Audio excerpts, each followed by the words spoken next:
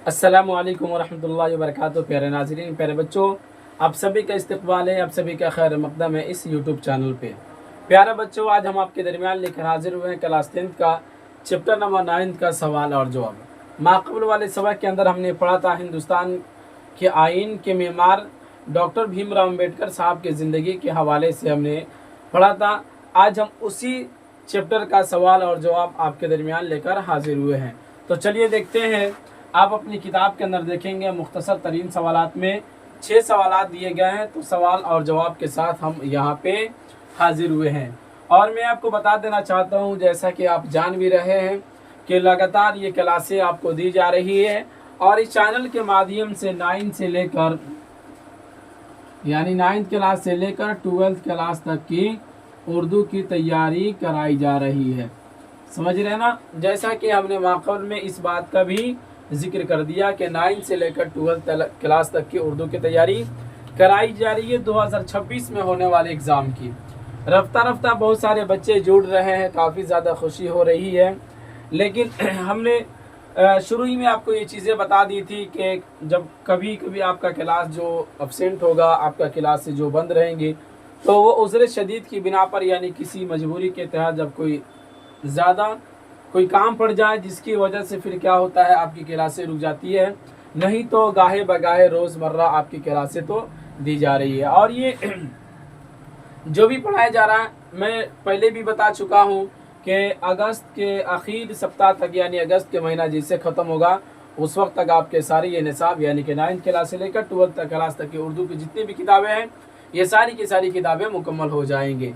समझ रहे ना। तो चलिए, बस आपसे दरख्वास्त है कि जितना ज़्यादा से ज़्यादा हो सके आप बच्चों तक शेयर कीजिए, ताकि हर वो बच्चा जो गरीब है, जिसके पास पैसा नहीं है, जिसके पास कोचिंग का फ़ी देने के लिए पैसा नहीं है, वो आए फ्री ऑफ कॉस्ट इस चैनल के माध्यम से जुड़कर अपनी तैयारी के अंदर 4 चांद लगा ले। तो चलिए शुरू करते हैं, देखते हैं।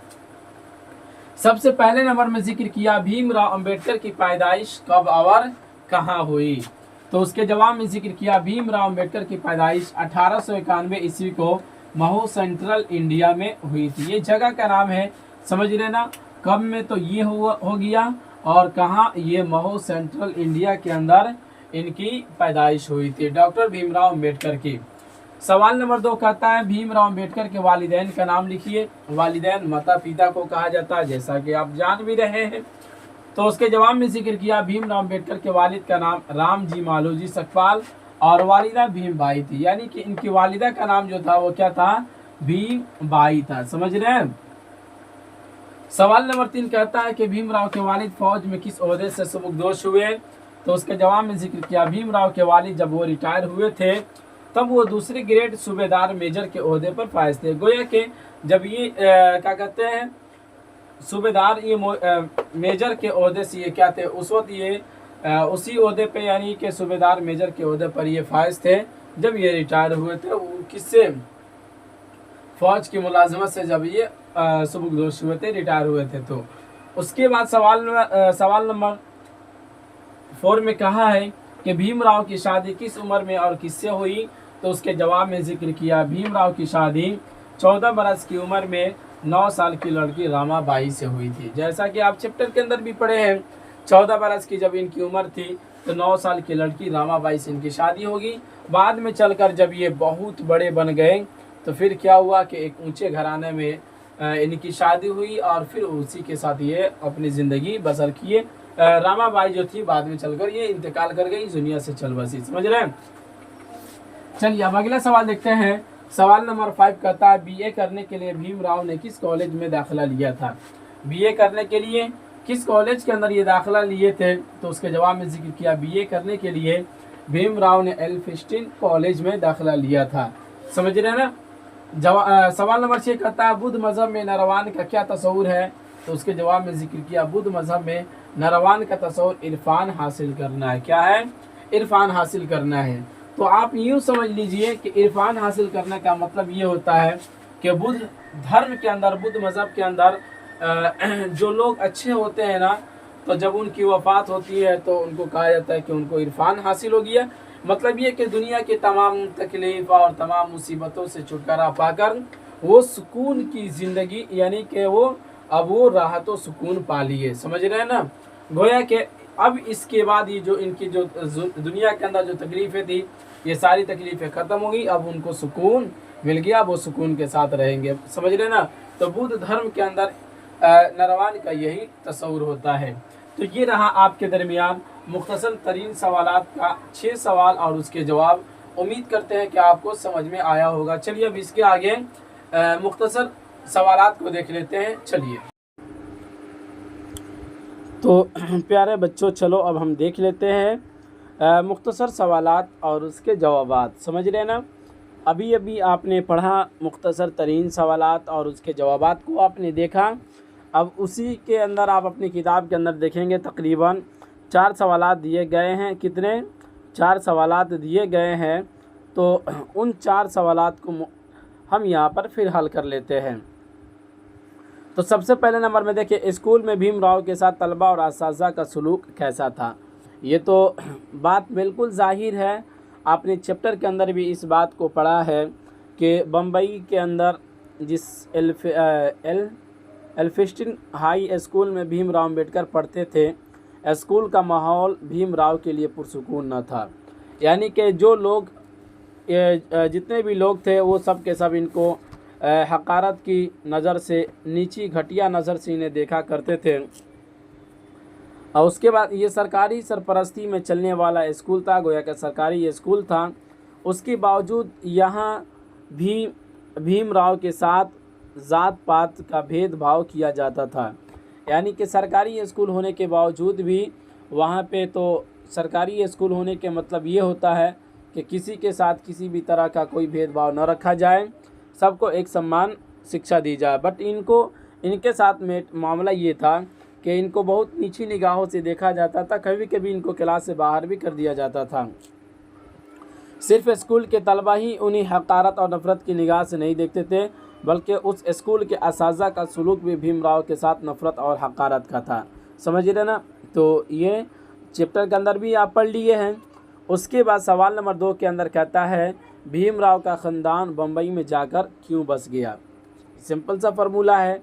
मतलब ये बहुत साधारण सी बात है, आप चैप्टर के अंदर भी पढ़ लिए हैं। बट यहाँ पे देखें, भीमराव के वालिद रामोजी सितारा के एक फ़ौजी स्कूल में मास्टर थे, जहाँ उन्होंने चंद सालों के बाद रामोजी की सितारा की नौकरी ख़त्म हो गई, तो उन्होंने सितारा को छोड़ देने का इरादा किया और तय किया कि बम्बई जाकर सुकूनत इख्तियार किया जाए। चुनांचा रामोजी अपने पूरे ख़ानदान के साथ बम्बई मुंतकिल हो गए। मतलब ये कि सितारा वाली जब नौकरी ख़त्म हो गई तो वो लोग वहाँ से कहाँ चले आए, बम्बई चले, और वहीं पे ये लोग वहीं पे मुकीम हो गए और वहीं पे रहने लगे। सवाल नंबर 3 कहता है, भीमराव के हुसूल तालीम पर 5 जुमले लिखिए। क्या कहा? हुसूल तालीम पर 5 जुमले लिखिए। तो उसके जवाब में ज़िक्र किया, 1912 ईस्वी में भीमराव अम्बेडकर ने एल्फिस्टन कॉलेज से BA पास किया। उसके बाद वो बड़ौदा स्टेट से तालीमी वजीफ़े पर आला तालीम हासिल करने के लिए अमेरिका चले गए और कोलंबिया यूनिवर्सिटी में दाखिला लिया, जहां माशियात के मौजू पर MA पास किया। फिर 1912 ईस्वी में उसी यूनिवर्सिटी से माशियात में PhD किया। उसी साल वह इंग्लैंड चले गए और लंदन स्कूल ऑफ इकनॉमिक्स में दाखिला लिया और उसी के साथ बैरिस्टरी की तैयारी भी करते रहे। समझ रहे ना। यानी कि इनकी हुसूल तालीम पे ये जुमला लिखा गया। वही एक मुख्तसर सा जुमला बयान किया, ठीक है ना। मुख्तसर सा जुमला लिखा। आप इनके बारे में पढ़े हैं। ये जो थे ना, पढ़ाई के अंदर इतने ज़्यादा क्या कहते हैं मुनहमिक रहते थे और पढ़ाई से इतनी ज़्यादा दिलचस्पी थी जिसकी कोई इंतहा नहीं है। समझ रहे ना। और हुआ भी जब इन्होंने अपने आप को किताबों से लगा दिया, किताबों से जोड़ दिया, तो फिर हुआ भी क्या, इनकी कामयाबी इतनी ज़्यादा, ये इतना बुलंद मकाम पे गए कि आज नहीं, जब तक ये हिंदुस्तान कायम रहेगा तब तक लोग इनको मानते रहेंगे और इनका नाम हिंदुस्तान की तारीख़ में चलता रहेगा। समझ रहे ना। चलिए उसके बाद अब कहते हैं बाबू, सवाल नंबर 4 कहता है, भीमराव अम्बेडकर की आइनी खिदमात को मुख्तसरन बयान कीजिए। आइन का मतलब होता है बाबू कानून। क्या होता है? कानून। समझ रहे ना। कानून होता है, तो इसके कानून के बारे में, आइनी खिदमात के बारे में मुख्तसरन बयान कीजिए। तो उसके जवाब में ज़िक्र किया, भीमराव अम्बेडकर ने मुल्क व कौम की अहम खिदमत अंजाम दी, इसलिए उनका शुमार जदीद हिंदुस्तान के मेमारों में होता है।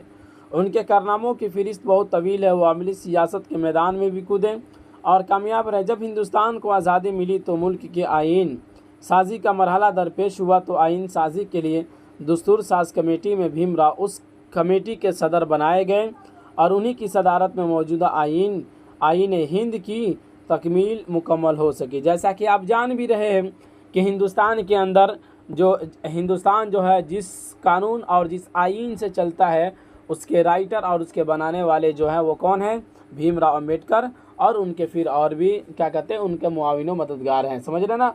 और भी जो उनके कमेटी के लोग थे, लेकिन उसके सदर और उसके मेन इन्हीं को माना जाता है, समझ रहे ना। इसके अलावा और भी बहुत सारे खिदमत इन्होंने इस देश के लिए किया है, अपने देश के लिए कुर्बानियाँ दी हैं, जो कभी भी तारीख से मिटाया नहीं जा सकता है। तो ये रहा आपके दरमियान मुख्तसर सवालात और उसके जवाबात। उम्मीद करते हैं कि आपको ये दोनों के दोनों सवालात और जवाबात समझ में आए होंगे। तो चलिए अब इजाज़त दीजिए, फिर मिलेंगे अगले वाले सबक में। इसी पर इख्तिताम करते हैं। खुदा हाफ़िज़।